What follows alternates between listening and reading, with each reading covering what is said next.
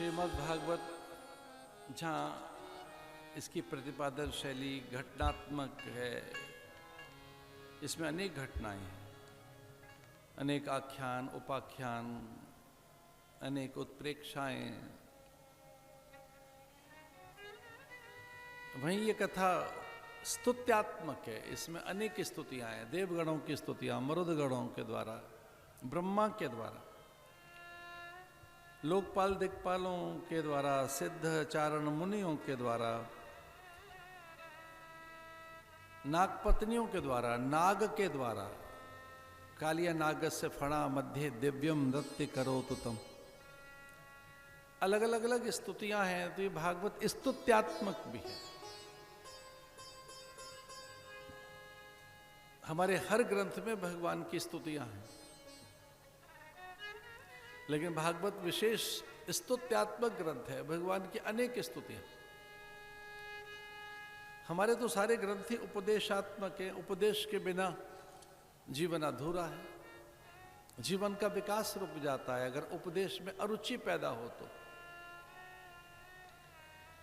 और मनुष्य में स्वभावतः उपदेश के प्रति अरुचि है, हमें उपदेश अच्छा नहीं लगता, पर उपदेश कुशल बहु तेरे, हम दूसरों को तो उपदेश देना चाहते हैं पर वह हमें अच्छा नहीं लगता। मनुष्य में स्वभावतः उपदेश के प्रति अरुचि रहती है, ये तो गुरुजन पैदा करते हैं रुचि।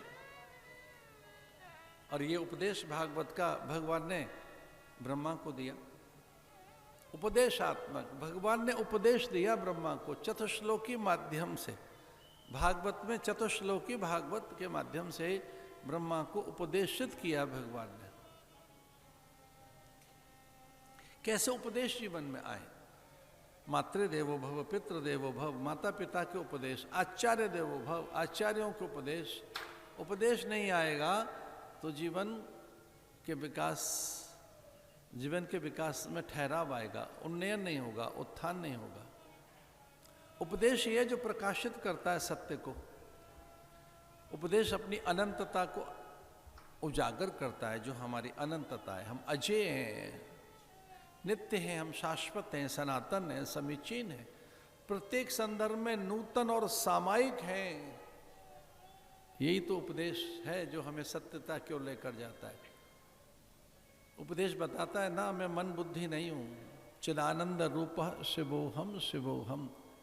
ये उपदेश ही तो हैं जो हमें बताते हैं हम क्या हैं। तो भागवत में अद्भुत उपदेश है। गुरु का अर्थ है उपदेश, गुरु का अर्थ है विचार। गुरु यहां से आरंभ करता है कि ये मैं नहीं हूं, मनोबुद्धि अहंकार चित्तानि ना हम ना अहम, मैं ये नहीं हूं, मैं क्या क्या नहीं हूं, फिर जो बचा हुआ है वो मैं हूं। मैं रंग रूप काय कलेवर, गति मति गुण धर्म प्रकृति स्वभाव, ये भुजा वक्षस्थल नासिका कपोल, चिबुक और रंग रूप, ये कुल गोत्र जाति वंश परंपरा में उलझी चेतना, ये देह मैं नहीं हूं, ये मैं नहीं हूं।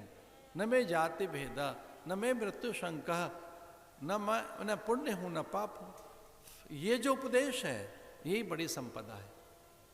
इसलिए सबसे बड़ी संपदा ज्ञान ही है, और ज्ञान के बाद फिर आप यही रह जाते हैं। तेने ब्रह्महरा आदि कवय मुह्यंत यत सूर्य, फिर आप यही तो रह जाते हैं।